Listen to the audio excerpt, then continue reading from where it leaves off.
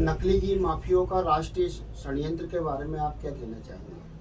आपने बड़ा प्रासंगिक सवाल किया कि आइए हम नकली घी की राजनीति और उसके राजनीतिकरण की चर्चा करें। आज आपको एक सूचना दे दूं कि इंदौर में 5,500 किलो नकली घी, ब्रांडेड घी जांच विभाग में नकली पाया गया। इसके पूर्व की जब आंकड़ा आया तो उसमें आया कि 10,000 किलो से अधिक का नकली घी प्रदेश में पूरी दूर फैला हुआ था। नकली घी वो तो ये तो एक मध्य प्रदेश के छोटे से इंदौर से चलने वाले नकली घी की स्थिति है। प्रसादम में तो हजारों क्विंटल का नकली घी चला। कितना घी चला ये तो शायद प्रशासन को भी नहीं पता, न मंदिर समिति को पता। अब यहाँ पर एक सवाल ये आता है कि नकली घी माफियाओं का पूरा स्कैंडल राष्ट्रीय स्तर पर चल रहा है और जनता भी उससे प्रभावित है। अब ये कोई दावे से नहीं कह सकता कि हमने चर्बी वाला घी नहीं खाया, हमने मंदिरों में, हमारे पूजा घरों में चर्बी वाले घी का दीप नहीं जलाया। सब कुछ स्पष्ट हो चुका है। पूरा नकली घी माफियाओं ने हिंदुस्तान की 142 करोड़ जनता की अस्मिता पर संकट ही खड़ा कर दिया गया। अब मैं जहाँ तक समझता हूँ कि यदि जो हम सनातन धर्म के जो मानने वाले हैं, अब वे यह नहीं कह सकते हम मांसाहारी नहीं है, हम शुद्ध शाकाहारी। इसमें दोषी कौन है, इसके बारे में क्या देखिए, इसमें दोषी सभी हैं। माफिया समूह तो दोषी है, घी माफिया तो दोषी है, किंतु हमारी सरकार भी बहुत दोषी है, क्योंकि उसको पता है कि जब नकली घी बड़े पैमाने पर बनता है, मिलावटी दूध बिकता है, मक्खन बिकता है, मिलावटी पनीर बिकता है और सब कुछ मिलावट का चल रहा है। तुम केंद्र और राज्य सरकारों ने इन मिलावट माफियाओं के खिलाफ अभी तक कठोर कानून क्यों नहीं बनाया?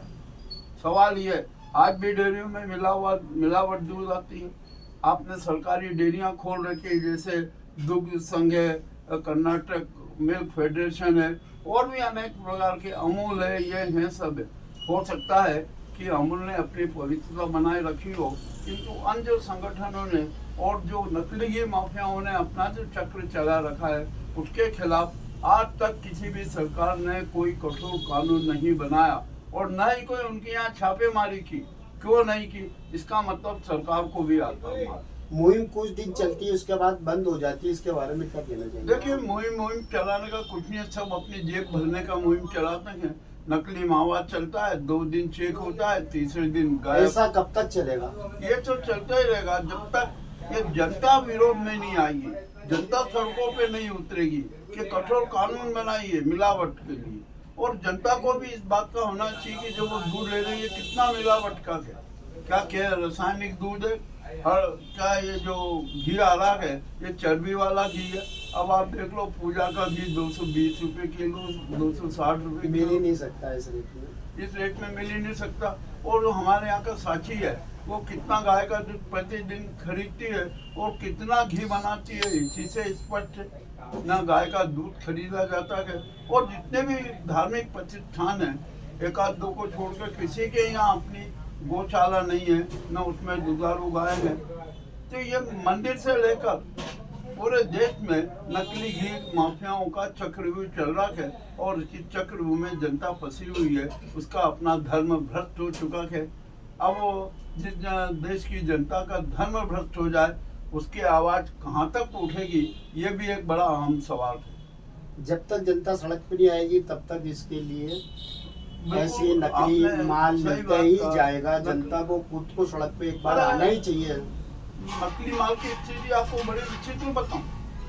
आपके मसालों में मिलावट, भगवान का जो जन्म, राम जन्म के दिन और कृष्ण जन्म के दिन जो पंजेरी बनती है उसमें मिलावट, उसमें लीड मिला दी जाती है, धनिया की जगह होता है।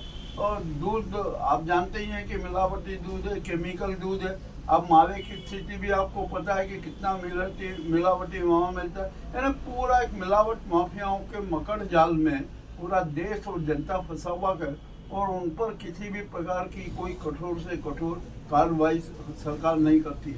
जरूरत इस बात की है कि जो मिलावट माफिया हैं उनको सबको फांसी पर लटका दो, उनको फांसी की सजा दे दो और चाहे 100, 200, 300, 500 जितने की भी हों, यदि इतना कठोर कानून हो गया तो ये मिलावट माफिया में भयंकर डर पैदा हो जाएगा और ये मिलावट का क्रम बंद हो जाएगा।